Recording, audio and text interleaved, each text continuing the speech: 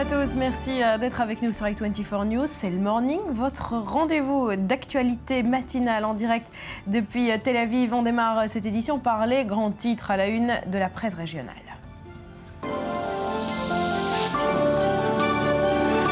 Thierry Lamar, les journaux de la région qui se font ce matin largement l'écho du feu vert donné par l'armée égyptienne au général Al-Sisi pour briguer la présidentielle. Oui, Barbara, mais dorénavant, ne dites plus général Al-Sisi, dites plutôt Al-Mouchir, en arabe, c'est-à-dire le maréchal Al-Sisi, donc le ministre de la Défense égyptien, qui vient d'être élevé à ce rang par le Conseil suprême de l'armée égyptienne, qu'il a dans un même souffle mandaté pour se présenter à la présidentielle du pays du Nil. Le maréchal Al-Sisi sur la voie de la présidence, c'est la une ce matin du quotidien libéral Al-Masri Al-Yom que vous découvrez sur vos écrans.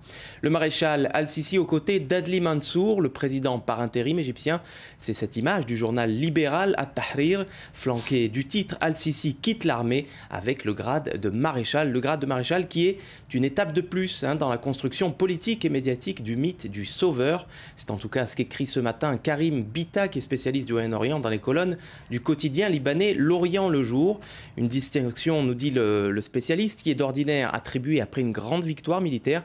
Eh bien, il faut croire que la répression des frères musulmans menée d'une main de fer par Al-Sisi en fut une, écrit Karim Bita. Al-Sisi n'est sans doute pas le Messie, écrit de son côté un journaliste égyptien dans les colonnes du Maariv, mais c'est pourtant lui qui a sauvé l'Égypte des griffes de la confrérie. Et c'est pour cette raison, estime le journaliste égyptien, que 99% des Égyptiens voteront pour lui lors du scrutin présidentiel.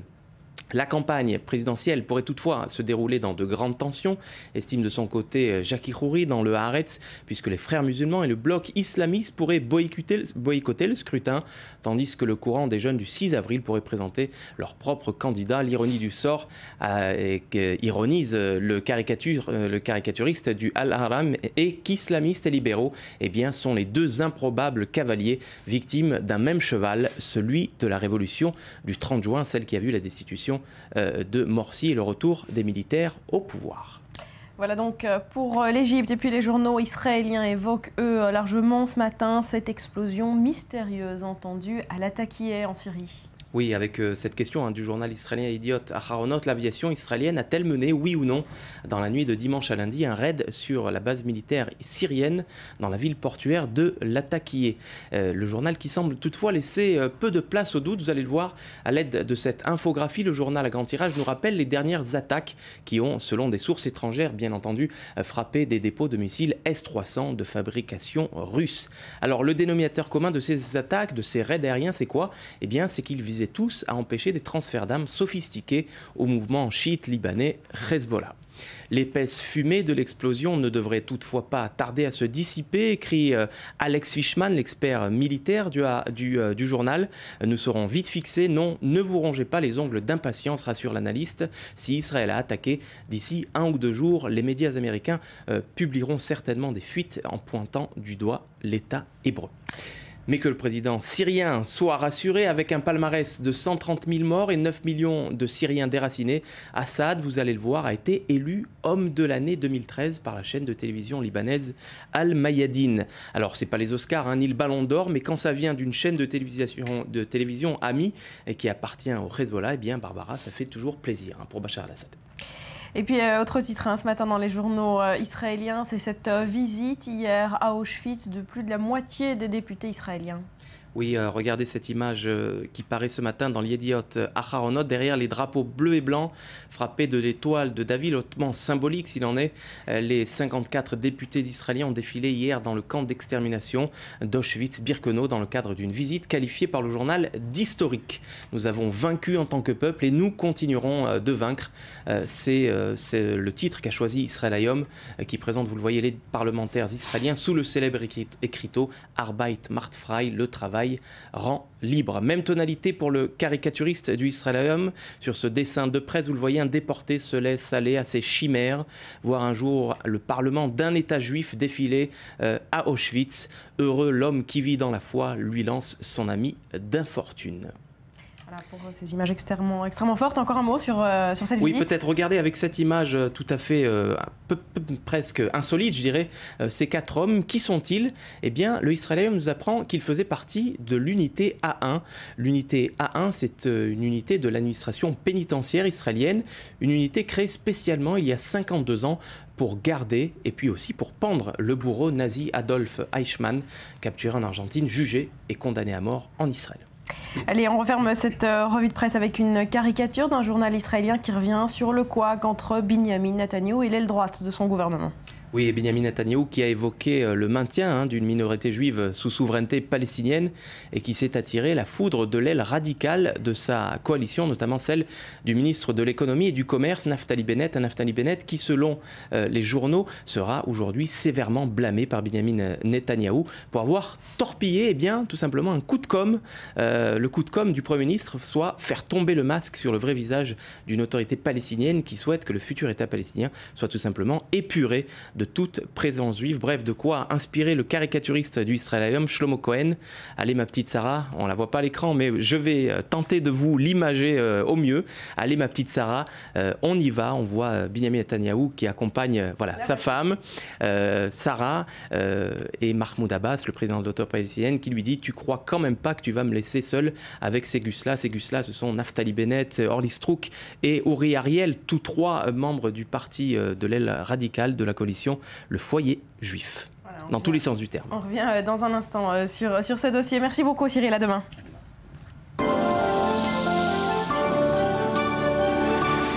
Mardi 28 janvier, vous êtes sur i24 News. Voici les grands titres de cette journée. C'est désormais officiel. L'armée égyptienne a désigné son chef, Abdel Fattah al-Sisi, comme candidat à la présidentielle. En l'espace de quelques heures, le nouvel homme fort de l'Égypte, ministre de la Défense et vice-premier ministre, a été désigné candidat et aussi promu maréchal.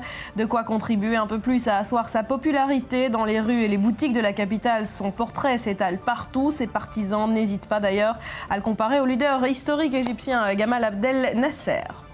Et puis au Proche-Orient, alors que la pression américaine s'accentue sur les Israéliens et les Palestiniens en vue d'un accord cadre, les responsables des négociations passent à la vitesse supérieure. Saeb Erekat rencontrera aujourd'hui à Washington le secrétaire d'État américain.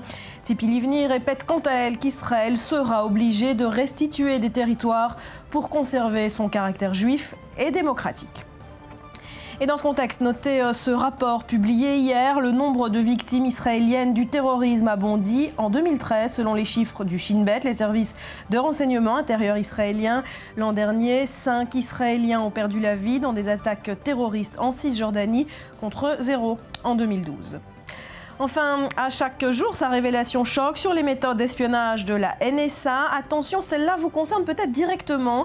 Les applications smartphone ont servi à l'agence de sécurité pour collecter des données privées, telles que votre localisation ou votre liste de contacts. Et le jeu populaire Angry Birds a été particulièrement utilisé par l'agence américaine et son homologue britannique.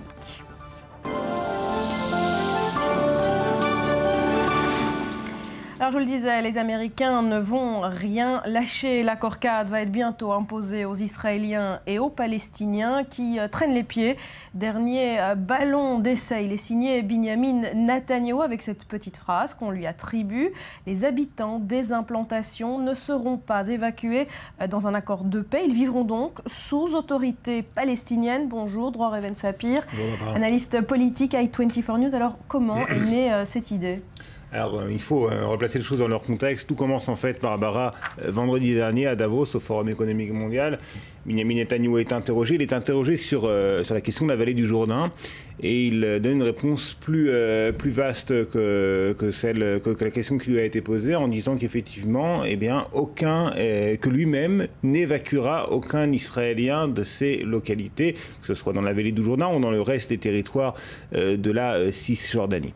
On peut imaginer que ce genre de propos n'a pas tout à fait plaisir à Washington, où on pousse bien évidemment pour que les négociations de paix progressent, et où on considère à tort ou à raison qu'elles ne peuvent pas progresser si des implantations ne sont pas évacuées, en tout cas celles que l'on considère comme étant les implantations isolées, pas les grands blocs d'implantations qui doivent être en principe annexés à Israël. Et là-dessus, c'était dimanche, eh bien, un proche collaborateur de Benjamin Netanyahou, peut-être le Premier ministre israélien lui-même, annonce à un journaliste de l'AP, la société de presse, eh bien, qu'on peut imaginer que des implantations israéliennes puissent vivre dans un État palestinien, que donc les Israéliens qui vivent dans les territoires ne seront pas délogés, ne seront pas évacués, mais qui puissent vivre sous souveraineté palestinienne. Il y a plusieurs interprétations possibles. Certains envisagent des poches de souveraineté israélienne dans ce qui serait un État palestinien, et d'autres envisagent, eh bien, que, là c'est une interprétation plus large, que ces mêmes implantations et que leurs habitants surtout acceptent le principe même d'une souveraineté palestinienne, d'un État palestinien, que ces Israéliens seraient des Israéliens qui vivraient dans un État palestinien. Et là-dessus, levée de bouclier un peu partout dans la classe politique. Voilà, levée de bouclier dans la classe politique, également côté palestinien. En tout cas, ce qu'on peut dire, c'est que l'idée est loin de faire l'unanimité. Elle est loin de faire l'unanimité. À gauche, on considère qu'elle est tout à fait réaliste, qu'il faut un État palestinien, qu'il faut évacuer des implantations parce qu'il n'y a pas d'autre alternative. Et à droite, eh bien, on considère que ces propos sont particulièrement dangereux, puisqu'on n'imagine pas qu'un État palestinien puisse traiter d'une manière équitable des habitants qui seraient israéliens, étant donné le degré d'inimitié qui règne entre... Les Palestiniens également ont rejeté l'idée. Les Palestiniens aussi ont rejeté l'idée, et c'est pas la première fois. Mahmoud Abbas et ses collaborateurs ont toujours été très clairs. Il n'y aura aucune présence israélienne, militaire ou civile dans le futur État palestinien, et les implantations n'ont aucune raison d'être. Donc une position un petit peu maximaliste du côté palestinien. Et justement, Barbara, on a dit dans l'entourage de Benjamin Netanyahou que c'était pour révéler ce maximalisme palestinien, pour dévoiler le vrai visage de l'autorité palestinienne. Ce sont ces termes qui ont été employés, et bien que dans l'entourage de Benjamin Netanyahou, on a parlé du possible maintien des implantations israéliennes dans le contexte de l'établissement d'un futur État palestinien. Alors là, il faut parler de Naftali Bennett. Naftali Bennett, le président du parti Foyer Juif, ministre de l'économie, donc l'une des pièces maîtresses du gouvernement, puisqu'il dirige l'une des composantes de la coalition gouvernementale, a eu des propos très très durs contre Benjamin Netanyahou. Il a dit que les propos de Benjamin Netanyahou, en tout cas l'un de ses proches collaborateurs, eh bien, relevaient d'une perte de repères éthiques, d'une perte de sens commun moral et éthique. Des propos très très sévères de la part quand même d'un ministre contre son chef de gouvernement. C'est presque du jamais vu en Israël. Par Benjamin Netanyahou, et cette manœuvre politique peut-être, ce ballon d'essai, Benjamin Netanyahou ne s'attendait pas à ce que son gouvernement réagisse de la sorte? Je pense que Benjamin Netanyahou pouvait s'attendre à des réactions sévères, mais peut-être pas aussi sévères que celles de Naftali Bennett. On sent que, déjà depuis pas mal de temps, que les propos de Naftali Bennett contre le processus de paix agacent le Premier ministre, qui n'a jamais véritablement porté en haute estime Naftali Bennett. Ouais, ils ont un lourd passif. Ils ont un lourd passif, ils ont été très proches à une certaine époque, lorsque Benjamin Netanyahou dirigeait l'opposition en Israël. C'est plus le cas depuis maintenant. Et la présence de Naftali Bennett au gouvernement à ses côté a été en fait imposée par l'alliance entre Naftali Bennett et Yair Lapid, le chef du parti centriste Yesh Atid, une alliance qui n'est plus ce qu'elle était d'ailleurs. En tout cas, Benjamin Netanyahou, donc les proches de Benjamin Netanyahou ont réagi en reprochant à Naftali Bennett d'avoir torpillé ce qui était effectivement une manœuvre tacticienne de la part du Premier ministre israélien pour encore une fois dévoiler le vrai visage de l'autorité palestinienne et présenter l'autorité palestinienne aux yeux de la communauté internationale et des Américains, des États-Unis, de John Kerry, comme étant le côté le plus récalcitrant à toute proposition novatrice qui pourrait faire avancer le processus de paix, et comme étant le côté qui refuse en fait une présence étrangère dans son propre État, alors qu'en Israël on a 20% d'Arabes. Alors politiquement, pour Israël, est-ce que ce couac peut avoir des conséquences concrètes pour la survie de la coalition? Alors Naftali Bennett va être convoqué probablement dès son retour d'Auschwitz pour un blâme, pour recevoir un blâme officiellement de la part du Premier ministre. Il se murmure que la coalition actuelle, dans sa configuration actuelle, n'en a plus pour très longtemps, et que tôt ou tard, Naftali Bennett et son parti devraient quitter le gouvernement, surtout lorsque le moment de vérité arrivera. Et le premier moment de vérité, c'est lorsque John Kerry proposera son accord cadre. Benjamin Netanyahou va probablement l'accepter, et c'est un accord cadre qui prévoit tout de même des concession tout à fait maximale de la part d'Israël. On imagine mal un parti comme celui du foyer juif dirigé par Naftali Bennett avec sa proximité avec le monde des implantations accepter de siéger dans un gouvernement qui aurait dit oui à de telles propositions. Donc on peut effectivement considérer que les jours de la coalition dans sa composante actuelle sont comptés. Mais Barbara, le problème c'est que Benjamin Netanyahou a fort à faire avec son propre parti et qu'au sein du Likoud, eh bien, la tendance qui donne le ton aujourd'hui, c'est une tendance qui est tout à fait radicale, peut-être même autant que celle du parti de Naftali Bennett, et qui ne veut pas entendre parler de concessions sur le dossier israélo-palestinien, qui ne veut pas entendre parler d'un État palestinien. Donc Benjamin Netanyahou n'a pas seulement maille à partir avec sa coalition et avec Naftali Bennett, il a aussi maille à partir avec son propre parti. Merci beaucoup, Dror. On suivra évidemment le dossier et la pression américaine qui s'accentue sur les Israéliens et les Palestiniens à suivre. Dans le morning hier, vous le savez, la moitié des parlementaires israéliens étaient à Auschwitz pour la journée de la Shoah. Autre symbole de la survie du peuple juif, ces avions de chasse de Tsahal qui survolaient les camps de la mort. C'était il y a 11 ans. 3 F-15 de l'armée israélienne frappés de l'étoile de David, transformés en porte-voix des victimes. Reportage à suivre après un nouveau journal.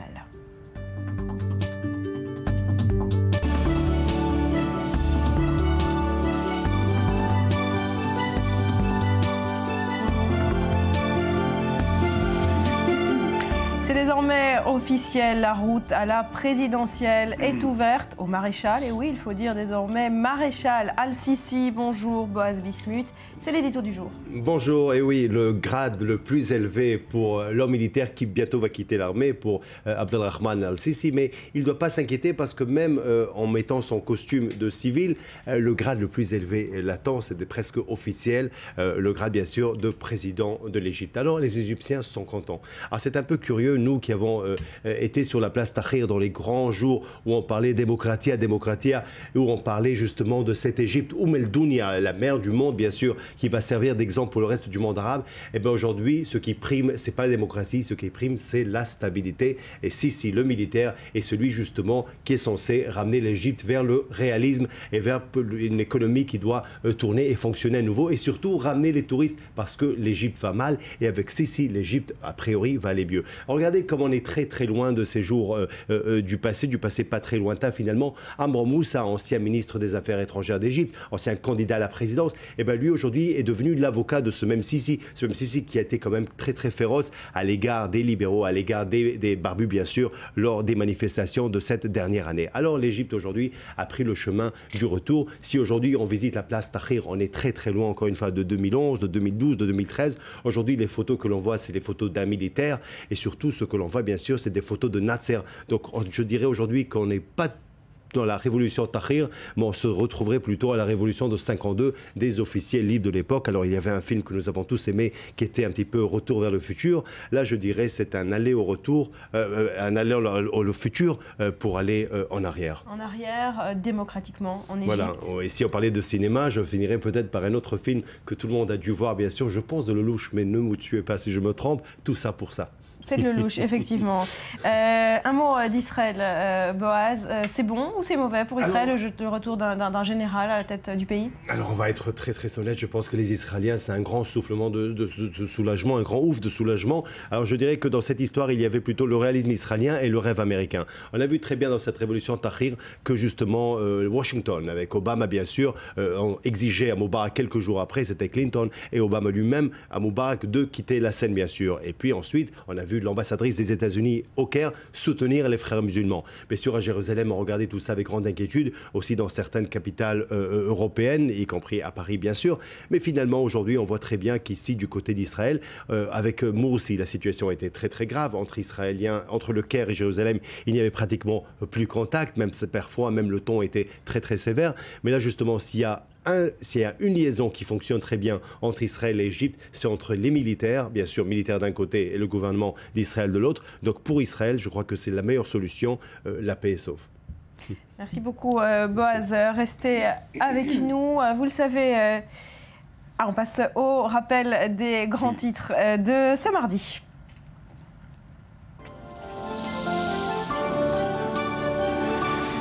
on vient de l'évoquer, c'est désormais officiel. L'armée égyptienne a donc désigné son chef, le général Al-Sisi, comme candidat à la présidentielle. En l'espace de quelques heures, le nouvel homme fort de l'Égypte, ministre de la Défense et vice-premier ministre, a donc été désigné candidat et aussi promu maréchal. De quoi contribuer un peu plus à asseoir sa popularité dans les rues et les boutiques de la capitale. Son portrait s'étale désormais partout et ses partisans n'hésitent pas d'ailleurs à le comparer au leader historique égyptien, Gamal Abdel Nasser. Au Proche-Orient, alors que la pression américaine s'accentue sur les Israéliens et les Palestiniens en vue d'un accord cadre, les responsables des négociations tentent de passer à la vitesse supérieure. Saeb Erekat rencontrera aujourd'hui à Washington le secrétaire d'État américain. Tzipi Livni répète quant à elle qu'Israël sera obligé de restituer des territoires pour conserver son caractère juif et démocratique. Et dans ce contexte, notez ce rapport publié hier. Le nombre de victimes israéliennes du terrorisme a bondi en 2013, selon les chiffres du Shin Bet, les services de renseignement intérieur israéliens. L'an dernier, 5 Israéliens ont perdu la vie dans des attaques terroristes en Cisjordanie, contre 0 en 2012. Enfin, à chaque jour, sa révélation choque sur les méthodes d'espionnage de la NSA. Attention, celle-là vous concerne peut-être directement. Les applications smartphone ont servi à l'agence de sécurité pour collecter des données privées telles que votre localisation ou votre liste de contacts. Et c'est le jeu populaire Angry Birds qui a été particulièrement utilisé par l'agence américaine et son homologue britannique.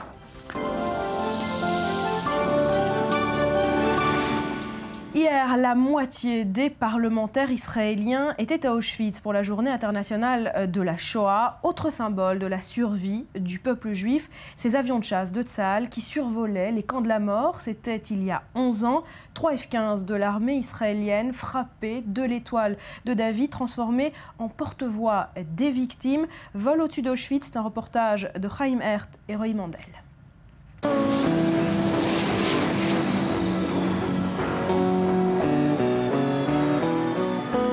Amir Echel était un enfant modèle de Ramat Gan, qui construisait des maquettes d'avions à 12 ans. Son père est irakien, sa mère russe, pas tout à fait le modèle type de famille de survivants de l'Holocauste. Le plus frappant quand j'étais enfant, c'est que la famille de mon père était grande et nombreuse, tandis que du côté de ma mère, seuls 2 membres de sa famille vivaient en Israël. C'est tout. Toute la famille avait été exterminée là-bas, dans un des villages. Août 2003, lors d'une réunion de commandants de base et de chefs d'escadrie, le commandant de l'armée de l'air annonce qu'Israël a été invité à un salon aéronautique à Radom, en Pologne. Ce salon est organisé en l'honneur du 50e anniversaire de l'armée de l'air polonaise. 5 minutes après, j'étais dans son bureau. Je lui ai dit « Bonjour, vous avez parlé de la Pologne, vous avez parlé des F-15 ?» J'étais commandant de la base des F-15. Je lui ai dit « Je veux y aller, mais posez-leur une condition. En plus de notre participation aux célébrations, nous voulons survoler Auschwitz. » Amir Echel détient déjà le texte qu'il lira au-dessus d'Auschwitz. Maintenant, les pilotes se préparent à la mission si unique qui les attend.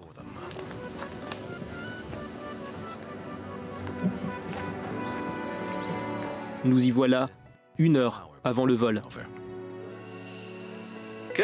Oui, nous étions très émus. Ce sont 2 mondes qui se côtoient. Le monde professionnel, on a une mission, on n'a qu'un seul coup, et il est clair qu'il faut l'accomplir exactement comme prévu. Nous, pilotes de l'armée de l'air israélienne, dans le ciel de ces camps de la honte, sommes surgis des cendres de millions de victimes. Nous sommes la voix de leurs appels muets. Nous saluons leur héroïsme et promettons d'être le bouclier du peuple juif et de sa terre, Israël.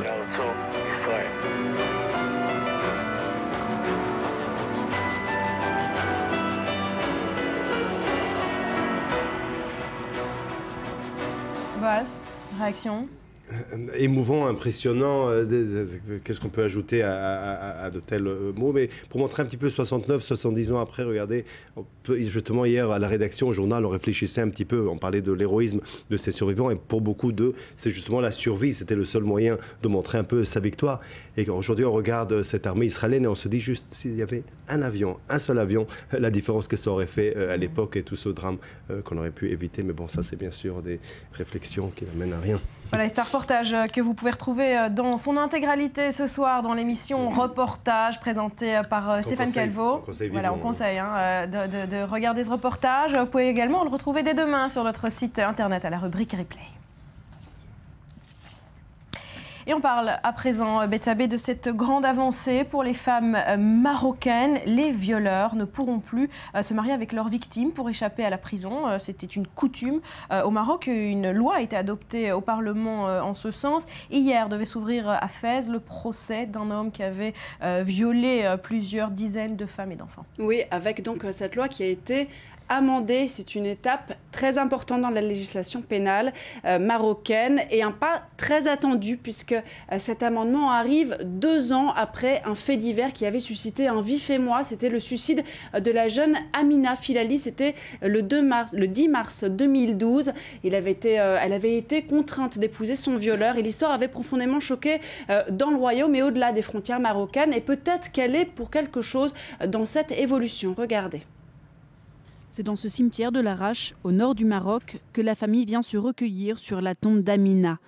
La jeune fille de 16 ans s'est suicidée le 10 mars 2012 en ingérant de la mort au rat après avoir été contrainte d'épouser l'homme qui l'avait violée. L'âge légal du mariage au Maroc est de 18 ans, mais les juges ont le pouvoir d'y déroger. Une fois mariée, le calvaire d'Amina n'a fait que continuer, 7 mois durant lesquels la jeune fille est battue et maltraitée par sa belle famille. L'article 475 du Code pénal marocain stipule qu'un violeur est passible de 5 ans de prison minimum, mais le même article permet aussi d'éviter la sanction en cas de mariage avec la victime. La mort d'Amina suscite une émotion très forte à travers le Maroc. Plusieurs ministres se prononcent pour une révision de la loi. 1 an plus tard, en 2013, les associations se battent toujours pour faire changer la loi et protéger les femmes. Les mouvements féministes et des droits de l'homme, dans le cadre du Printemps de la dignité, ont demandé une relecture du Code pénal et nous avons donné des propositions très complètes. L'une des solutions évoquées est l'interdiction pure et simple du mariage des mineurs qui touche alors plus de 30 000 jeunes selon les chiffres officiels. Le 22 janvier 2014, soit plus de 2 ans après le viol d'Amina, la loi marocaine est amendée par les députés. Donc la loi, on l'a dit, a été amendée, un pas très important. Le gouvernement islamiste a lâché du lest l'année dernière et a donné son feu vert, ce qui a permis en fait aux députés de voter en faveur de cet amendement mercredi dernier. Une des premières réactions, alors celle de Khadija Rouissi, elle est députée du parti Authenticité et Modernité, un parti très important au Maroc. Aujourd'hui, on peut enfin dire qu'Amina Filali peut reposer en paix. Depuis 2012, il a fallu attendre et c'est grâce à la lutte menée par les ONG et la mobilisation de certains groupes parlementaires que nous avons pu aboutir. C'est ce qu'elle a déclaré. Autre réaction plus mesurée, c'est un pas très important mais qui n'est pas suffisant. Ce sont les termes utilisés par Fatima Magnaoui, qui est responsable, elle, d'une ONG soutenant les victimes de violences, qui appelle, elle, à une révision complète du code pénal pour les femmes. C'est ça, donc important mais pas suffisant. Il faut travailler davantage pour la situation des femmes au Maroc. Tout à fait. Alors d'ailleurs, Amnesty International a elle aussi fait valoir la nécessité d'une stratégie globale pour, je cite, protéger les femmes et les jeunes filles, on n'oublie pas les jeunes filles, les très jeunes filles, des violences. Fin 2012, c'est la ministre de la Famille qui avait souligné que 6 millions de femmes étaient victimes de violences, dont plus de la moitié dans le cadre conjugal. Et oui, ça fait 3 millions au moins de Marocaines victimes de violences dans le milieu conjugal. L'espoir néanmoins pour ces femmes et ces jeunes femmes, c'est que la Constitution de 2011, qui avait été rédigée en plein printemps arabe, consacre l'égalité des droits entre hommes et femmes. Parmi les combats qui sont menés aujourd'hui, il y a notamment l'interdiction du mariage des mineurs, un autre problème auquel le Maroc doit faire face. Alors comment on peut expliquer ce fléau du viol contre les femmes? C'est la société marocaine qui est en cause? Alors bien sûr, un drame qui est révélateur du conservatisme qui est encore très présent dans cette société marocaine. Exemple flagrant, dans de nombreuses familles, la perte de la virginité avant le mariage, c'est considéré comme un déshonneur, une honte qu'il faut à tout prix cacher, et ça, quelles que soient les circonstances de la perte de cette virginité. Bon, cela dit, le Maroc n'est pas le mauvais élève. Selon une étude de la Fondation Thomson Reuters, a été publiée à la fin de l'année dernière, c'est l'Égypte qui serait le pire pays du monde arabe en matière de droits de la femme, l'Égypte qui arrive en dernière position sur 22 pays étudiés, 21 pays de la Ligue arabe plus la Syrie. Les causes de ce classement, eh bien, le harcèlement sexuel qui concernerait plus de 99% des femmes et des jeunes filles selon un rapport des Nations Unies.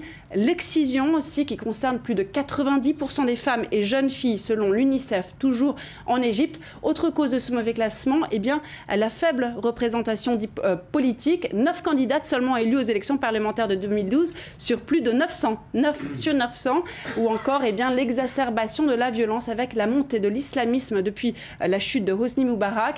Vous vous souvenez comme moi de ces agressions répétées, place Tahrir l'été dernier, agressions de manifestantes ou même de journalistes, l'envoyé de France 3, l'envoyé de France 24.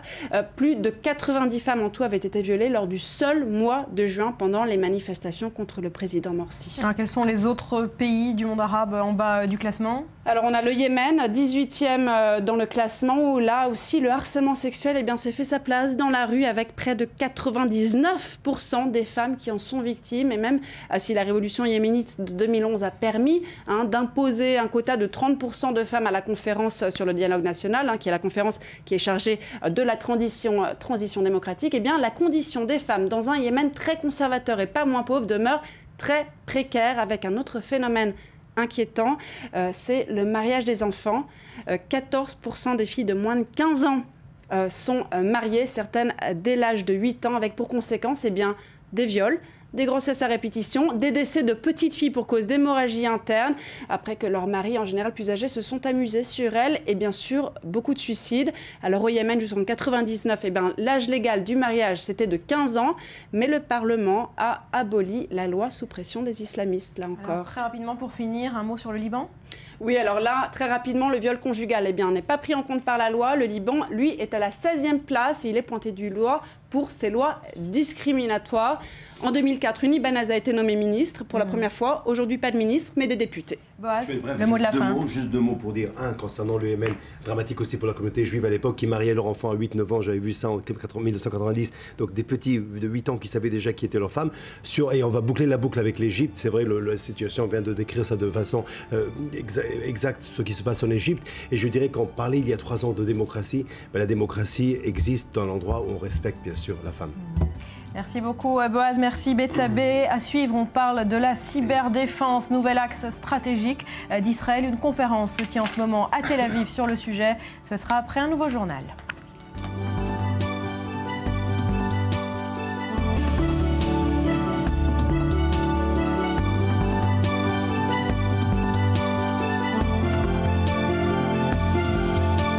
Merci d'être avec nous sur le plateau du Morning. Le nouvel ennemi d'Israël n'a pas de visage, ni de drapeau, ni d'armée. Il est informatique depuis plusieurs années. Vous le savez, des cyber-attaques contre les infrastructures israéliennes se multiplient. Alors pour se défendre, Israël connaît un véritable essor, une percée technologique. Et c'est à ce sujet précisément que se tient en ce moment une conférence internationale à Tel Aviv. Reportage. L'actualité coïncide parfois étrangement avec des événements bien planifiés. Hier, les médias ont annoncé que des hackers avaient piraté un ordinateur du ministère israélien de la Défense. La cyberattaque s'est produite grâce à un logiciel malveillant envoyé en pièces jointes en falsifiant une adresse email du Shin Bet, le service de sécurité israélien. Il y a quelques jours, des hackers avaient déjà temporairement pris le contrôle de 15 ordinateurs appartenant à l'administration civile chargée du suivi des Palestiniens de Jérusalem-Est et de Cisjordanie. La dernière attaque aurait été lancée depuis un serveur basé aux États-Unis. Des experts ont relevé des similarités entre ce virus et celui du précédent piratage. Les officiels israéliens et palestiniens ne se sont, quant à eux, livrés à aucun commentaire. En marge de cet incident, Cybertech 2014, la conférence internationale des cybersolutions, s'est tenue ce lundi à Tel Aviv. La révolution cybernétique accélérée de ces dernières années a changé le monde. Les menaces et les possibilités sont en changement constant, passant du domaine physique dans lequel nous sommes nés au monde virtuel que nous avons créé. Durant cette conférence, 150 entreprises du monde entier exposeront leurs produits, tandis que 70 startups seront là pour présenter leur vision.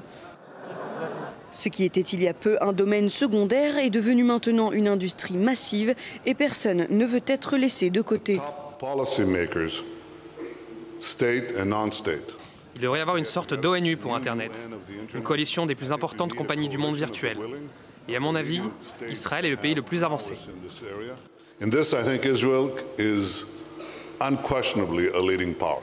Et en effet, Israël œuvre pour être en tête de l'industrie en se lançant dans un projet pour le moins ambitieux. Lockheed Martin Corporation et EMC Corporation ont uni leurs forces pour créer un centre d'expertise révolutionnaire dans le sud d'Israël, Cyberspark. Ce centre se focalisera sur le développement de solutions d'un point de vue pratique et académique. Cette initiative agira également dans les domaines du cloud computing, de l'analyse de données et autres cybertechnologies. Alors Mathias Inbar, vous étiez hier à cette conférence, vous êtes rédacteur en chef avec 24 News. Alors on va le voir, hein, aujourd'hui tout est pénétrable et il faut changer les normes de sécurité. La question est de savoir comment. Tout est pénétrable et surtout rien ne doit être pénétré. C'est là tout l'enjeu de ce salon et de la cyberdéfense. Parce que, bien évidemment, lorsque vous avez des entreprises ou des institutions ou des gouvernements qui essaient de se protéger, de l'autre côté, il y a des ennemis qui essayent de pénétrer. Donc c'est un jeu du chat et de la souris et de ce qu'on dit de ce qu'on qualifie en anglais attackers against defenders, ceux qui attaquent et ceux qui se défendent. Donc finalement, les normes doivent être changées, mais quand on change des normes de protection, de l'autre côté, il y a ceux qui changent eux-mêmes leurs normes pour contre-attaquer. Donc c'est une guerre sans fin, une guerre qui ne peut trouver une issue. Alors pour Israël, vous l'avez dit, c'est une priorité cette cyberdéfense, mais est-ce que les services de renseignement intérieur ont les moyens de lutter contre ces attaques? Bien, je parlais de guerre sans issue, il y a une guerre sans issue au sein même des services de sécurité, qu'ils soient français, britanniques, occidentaux, israéliens, américains, parce qu'il y a le département renseignement au sein des services de sécurité intérieure et aussi des services étrangers. Par exemple, il y a le Shabak en Israël, il y a le Mossad. Les deux ont des unités de renseignement traditionnelles, des hommes qui se déplacent, qui collectent des informations. Et en même temps, il y a des services de département informatique, de protection informatique. C'est ceux-là qui doivent aujourd'hui parer au plus vite, contre-attaquer et avoir un coup d'avance sur les hackers. Oui, les services de sécurité intérieure, pour répondre à votre question, sont parés. La question est de savoir si les services de renseignement traditionnels leur permettent d'opérer et finalement de les supplanter dans certains cas. Parce que où que vous soyez aujourd'hui, vous avez un téléphone portable, vous avez Facebook, vous avez Twitter, tout peut être contrôlé. On l'a bien vu, même Angry Birds.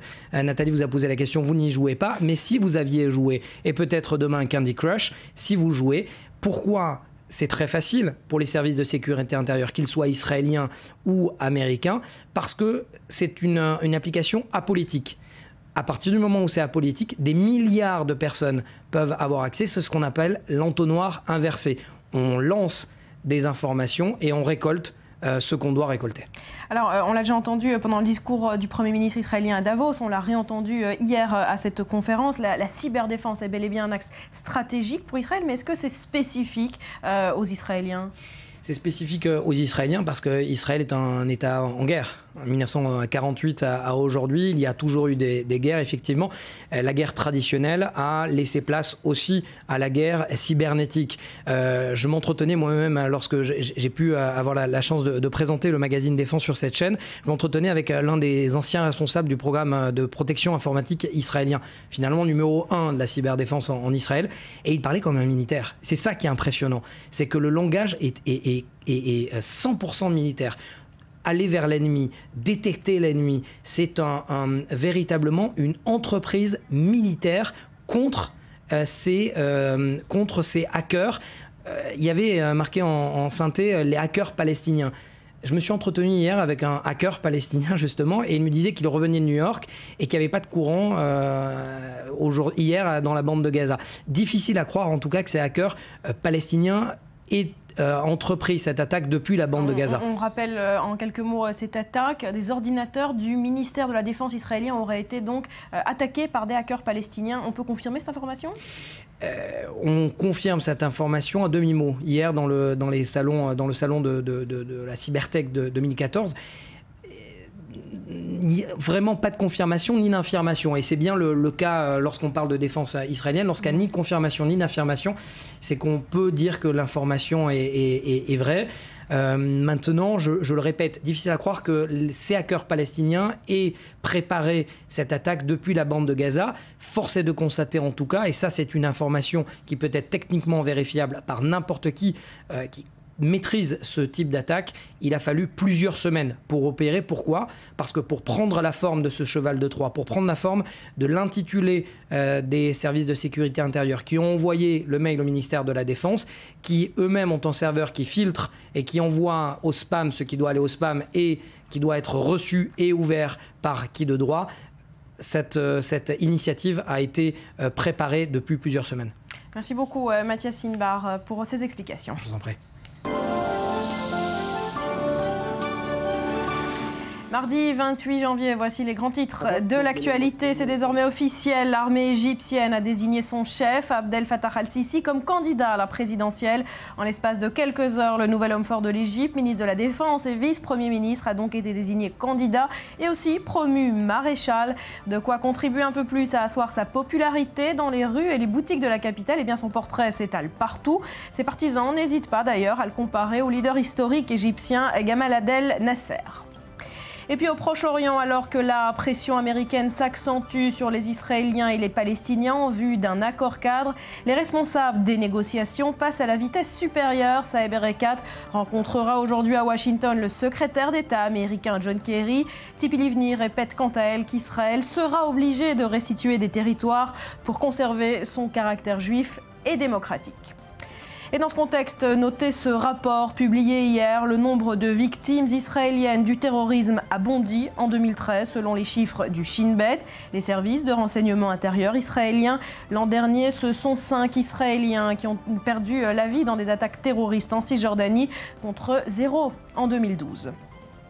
Enfin, à chaque jour, sa révélation choque sur les méthodes d'espionnage de la NSA. Attention, celle-là vous concerne peut-être directement. Les applications smartphone ont servi à l'agence de sécurité pour collecter des données privées telles que votre localisation ou votre liste de contacts. Et le jeu populaire Angry Birds a été particulièrement utilisé par l'agence américaine et son homologue britannique.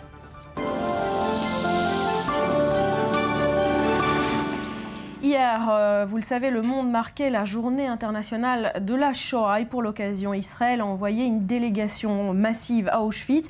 La moitié des parlementaires israéliens étaient sur place. Résumé de cette journée marquée par l'émotion signée Maxime Pérez. 2 avions affrétés, 54 députés dont 5 ministres. C'est la première fois que la Knesset mobilisait autant d'officiels pour un voyage de la mémoire dans le camp d'Auschwitz en Pologne. Depuis 2005, le 27 janvier est une journée de commémoration internationale de l'Holocauste. Elle coïncide avec la libération d'Auschwitz-Birkenau par les soviétiques, il y a aujourd'hui 69 ans. Dans la délégation, 24 rescapés de l'horreur nazie, dont certains sont passés par ce camp de la mort.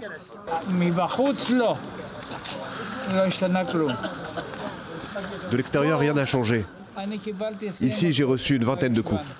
Dans la salle des archives du musée d'Auschwitz, des rescapés tentent de retrouver l'un des leurs, souvent mort dans les chambres à gaz, avant que toute trace de ce crime ne soit effacée méthodiquement dans les fours crématoires. Dans le camp d'extermination de Birkenau, plus d'1 million de déportés furent tués entre 1940 et 1945. Parmi eux, 90% étaient juifs. Je ressens ici toujours la même chose. Je suis un survivant et je n'ai pas besoin de revenir ici pour me souvenir des camps. Je connais les camps, j'y pense souvent. J'aime néanmoins la vie et je n'oublierai jamais ce que j'ai vécu ici quand j'étais un enfant de 6 ans.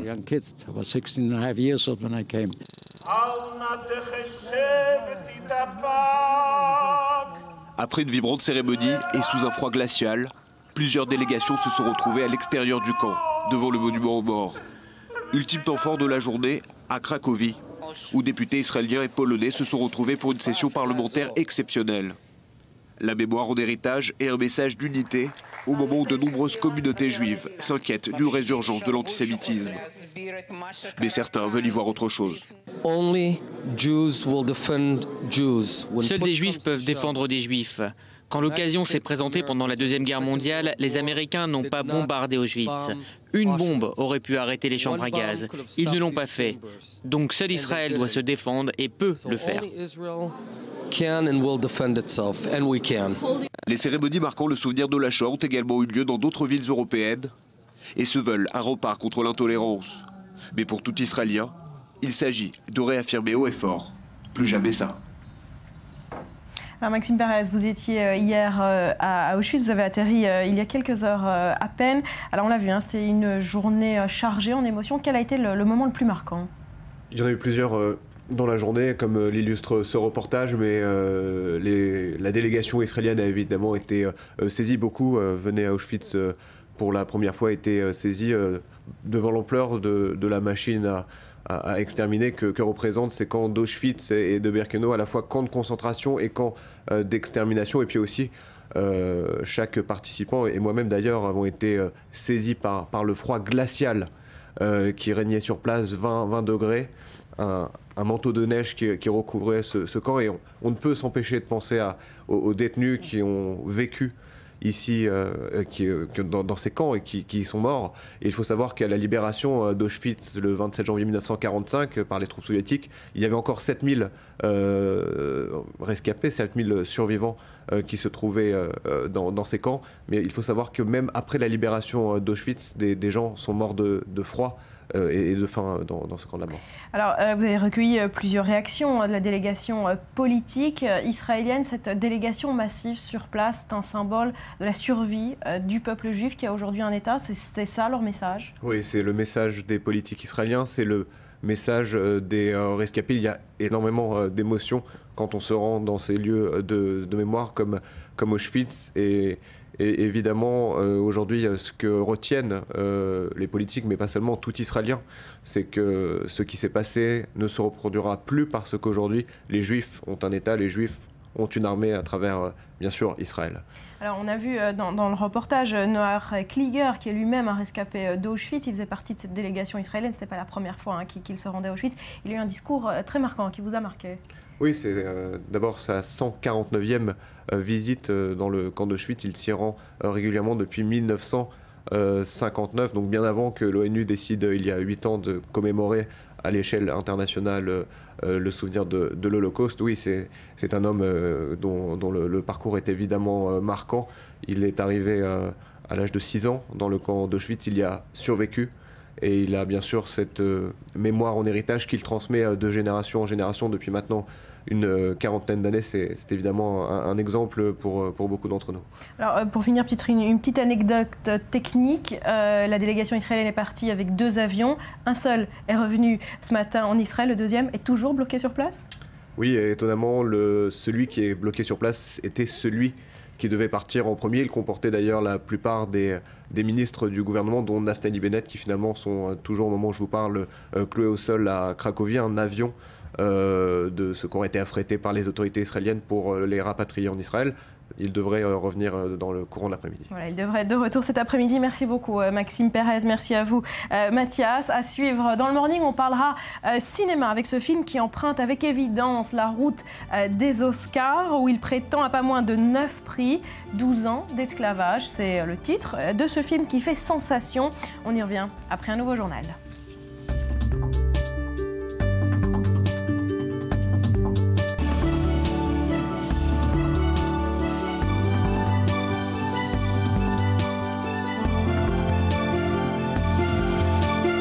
On est de retour sur le plateau du Morning. Merci d'être avec nous. On jette tout de suite un coup d'œil à ce qui fait l'actualité sur Internet. C'est la revue du web. Rudy Saada, bonjour. Bonjour Barbara. Alors on commence avec le scandale Internet de la journée. C'est ce qu'on commence déjà à appeler l'affaire Angry Birds. Oui, on a parlé longuement dans les journaux. C'est l'énième révélation d'Edward Snowden concernant les agissements de la NSA, l'agence de sécurité nationale américaine, mais aussi leurs collègues britanniques du GCHQ. Et d'après le Guardian et le New York Times, donc les 2 agences auraient travaillé ensemble depuis 2007 sur un système qui permet de collecter et stocker des informations prélevées à partir d'applications mobiles comme Google Maps ou encore donc le fameux jeu addictif. Angry Bird, j'en sais quelque chose. Voilà, en clair, quand vous téléchargez une application aussi anodine qu'Angry Birds ou même l'application mobile Facebook, cela veut dire que vous laissez aussi les données sur votre nom, votre âge et surtout votre localisation.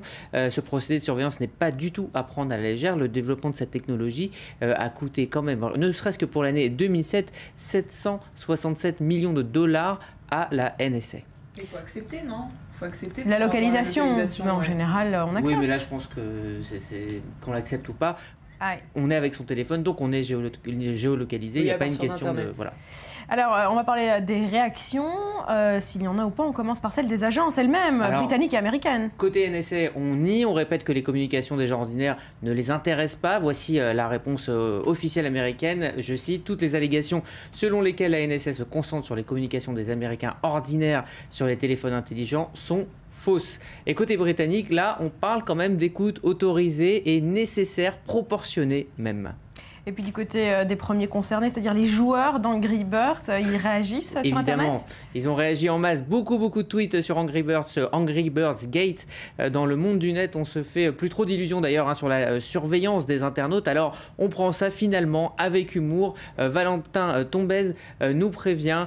Fais gaffe, dit-il, les agents de la NSA peuvent se moquer de ton score à Angry Birds. Alors, on s'applique. Et dans la même veine, William Raymond ne sait plus où se mettre. La NSA sait désormais qu'il est nul à Angry Birds. Et puis plus sérieusement, Pierre Bressac se plaint du traitement catastrophique des médias sur cette affaire, car pour lui, personne n'a su déduire que la NSA ne peut écouter n'importe quelle appli. Donc début de réponse pour ce tweetos, on parle pour l'instant des applications Google Maps, Facebook, LinkedIn et Flickr. Donc même si Barack Obama tente un petit peu de calmer le jeu et de jouer la transparence, les révélations continuent. Évidemment, chaque jour son lot de révélations sur ce scandale de la NSA. On parle maintenant d'une belle histoire, Rudy, où les internautes ont mis leur cerveau en commun pour résoudre une énigme. Oui, c'est la belle histoire du jour mise en lumière par Slate. Alors ça se passe sur le site Ask Metafilter. C'est un site où les internautes posent leurs questions en ligne et font appel aux autres internautes pour y répondre. C'est une pratique assez courante sur Internet.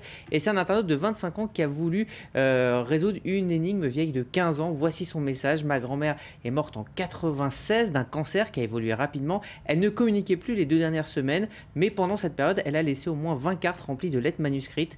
Et mes cousins et moi avions entre 8 et 10 ans. Nous pensions qu'elle laissait un code. Ils ont cherché le code. Et finalement, ils ont retrouvé les cartes 15 ans plus tard et ils ont soumis aux internautes ce mystère. Donc les fameuses cartes, les voici. Elles avaient déjà été... alors on avait déjà remarqué que certains segments en lettres majuscules se répétaient comme PAGA ou TYAGF. Et ils pensaient en fait aux initiales de paroles de chansons. Et bien les internautes ont mis seulement 15 minutes à résoudre cette énigme vieille de 15 ans. Les lettres utilisées étaient en fait les premières lettres de chaque mot correspondant à des prières. Donc par exemple le fameux TYAGF signifiait Thank you Almighty God for, donc merci Seigneur Tout-Puissant pour. Donc les internautes ont décrypté le AAA qui voulait dire Amen, Amen, Amen. Et donc voilà. Donc elle priait en fait. Elle priait et toutes les cartes n'ont pas encore été déchiffrées, mais les internautes sont allés plus loin. Ils ont converti maintenant les textes de la Bible selon le même code. Donc ce n'est pas encore tout à fait décoder, il y a encore une toute petite part de mystère dans ces cartes. Voilà pour la belle histoire du jour. On parle maintenant d'un fléau qui ne s'arrête plus, c'est le racisme dans les stades. Oui, alors on le sait, plusieurs joueurs en Europe sont victimes d'insupportables cris de singe quand ils touchent le ballon. On le sait, c'est presque devenu banal dans certains stades, notamment en Italie. Il y a une vidéo qui fait un petit buzz ces derniers jours. Elle montre la plus belle manière de faire taire un raciste. C'est d'ailleurs son titre. Ça se passait lors d'un Benfica Porto au Portugal. Et au moment où le joueur d'origine brésilienne, Hulk, touche le ballon, donc vous allez entendre les fameux cris de singe depuis les tribunes. Et puis la plus belle des réponses données par le joueur.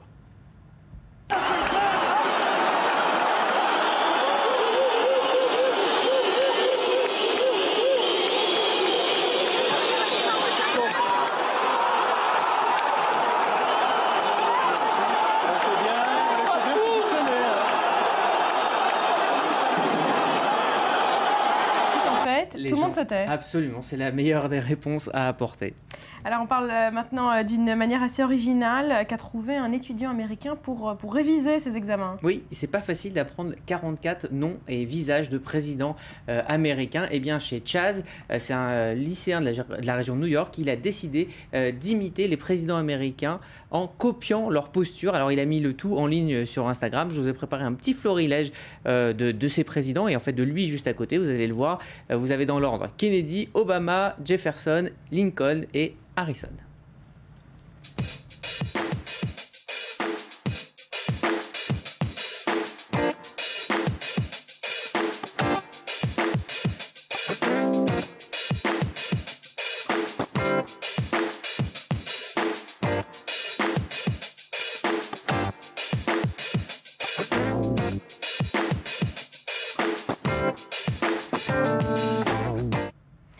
Passé par la tête. Alors le site Mashable lui a demandé, en fait il a raconté qu'il s'est lancé dans le projet après avoir regardé un documentaire sur Harry Truman et puis en fait il a fait un autoportrait juste pour s'amuser et il a continué, donc c'était le 33e président, il a continué sur les 44 présidents et donc ça a fait une longue série sur Instagram. Bon, c'est un bon moyen mémotechnique, pourquoi pas. Absolument, et ludique pour apprendre. Et ludique. On termine Rudy par une jolie initiative. Oui, alors on connaissait les calendriers en tout genre, ceux des dieux du stade par exemple, n'est-ce pas Virginie? Eh bien je vais vous parler... Je ne sais pas. Je vais vous parler d'une très jolie initiative. C'est d'une maison de retraite en Allemagne. Les pensionnaires sont fans de cinéma. Et au moment de penser à leur calendrier, eh bien, ces retraités allemands ont décidé de recréer en photo les plus mythiques scènes du cinéma. L'occasion pour moi de tester. Vous deux. Vous avez fait Pirelli d'ailleurs. Oui. Alors là, vous allez voir, la version est légèrement différente, mais très très mignon. On va commencer très simple à vous de répondre. C'est un petit quiz. Titanic. Oui, Titanic. Bravo. On continue avec un peu plus punchy. Rocky. Oui, ouais. Rocky, bravo, ça fait un partout. Ça m'a pris du temps. Là, obligé que vous trouviez, c'est le film girly par excellence. Le prochain. Oui, c'est Dirty Dancing. Virginie mène par 2-1 pour les fans de disco et de mash-up en tout genre. Ah non, c'est un classique. Saturday Night Fever. Ah oui, ouais. Et là, la Virginie prend le large. Et on va faire dans les classiques un petit peu plus compliqués. Marilyn Monroe. Oui, et le film c'est 7 ans de réflexion. D'accord. Voilà. Ouais, voilà, on les a mis. En tout cas, 7 minutes. C'est assez mignon, ça a fait le buzz sur Internet, cette belle initiative. C'est très mignon. Merci beaucoup, Rudy. Restez avec nous.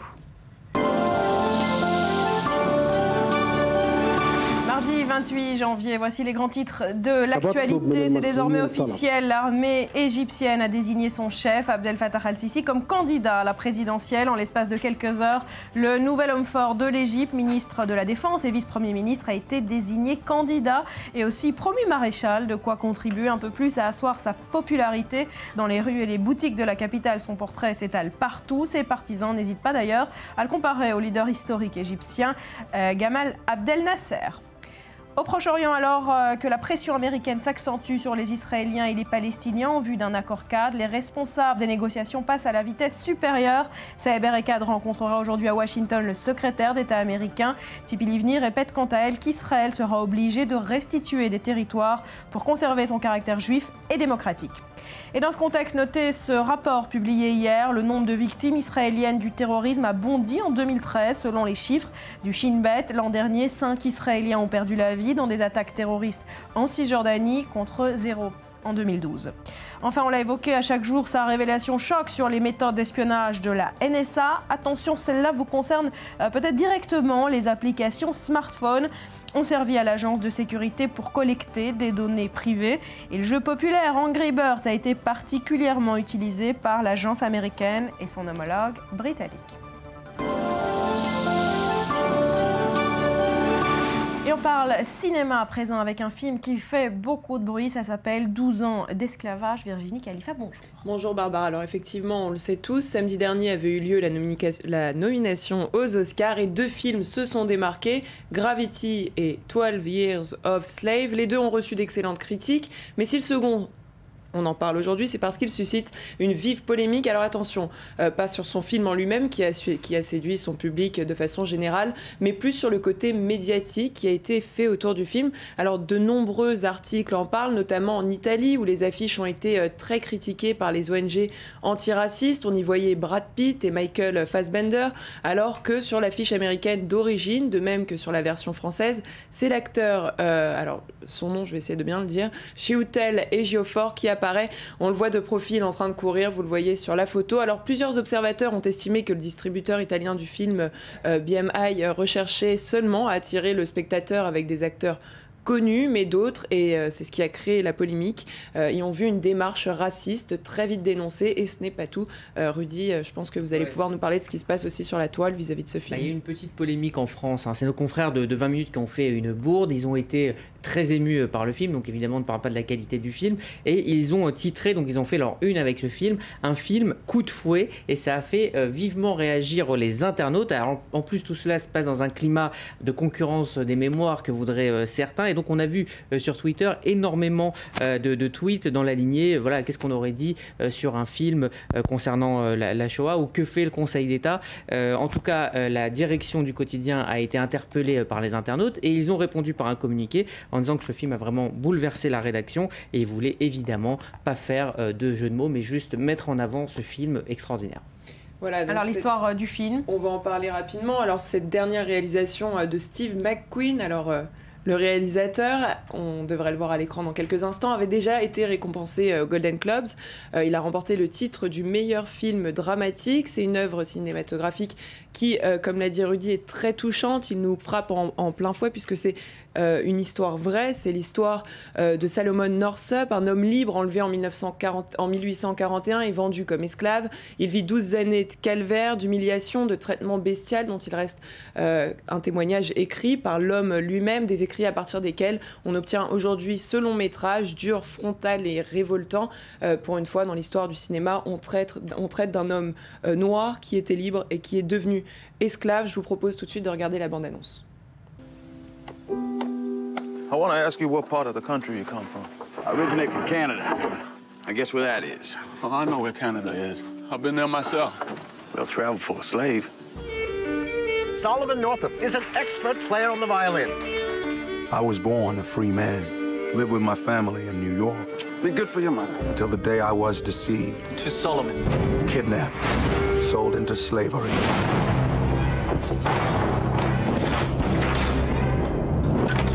Well, boy, how you feel now?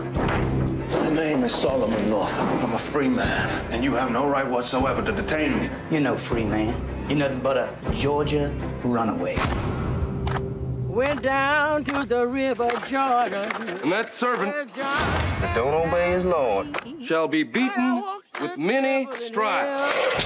That's scripture. The condition of your laborers, it's all wrong. They're my property. You say that with pride. I say it as fact. Speak! Man does how he pleases with his property. You come here. I said come here! Days ago, I was with my family, in my home. Now you tell me all is lost. If you want to survive, do and say as little as possible. My soul rising. Well, I don't want to survive. I want to live. You know something. I did as instructed. There's something wrong. It's wrong with the instruction. Master brought you here to work. Any more, I'll earn you 100 lashes.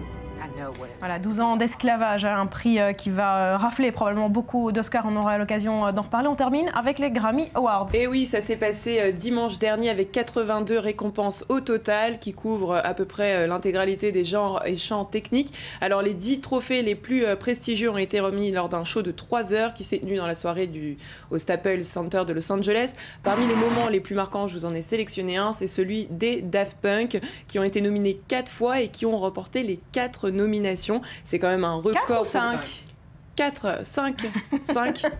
Allez, bon, 5. Écoutez, on va dire 5. Alors, donc, 5. Ça ne change plus grand-chose, 4 ou 5. Voilà. Et récompensé. La catégorie machin. Bon, bah voilà, Rudy, je vous laisse lancer le reste pour moi parce que on va se quitter donc avec les Daft Punk. Merci en tout cas à tous les deux d'avoir été avec nous ce matin. C'est la fin de cette émission. Merci à vous de l'avoir suivi. Je vous souhaite une très belle journée. Portez-vous bien et on se quitte en musique avec les Daft Punk.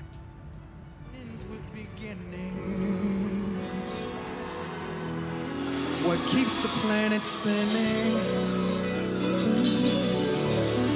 The force from the beginning.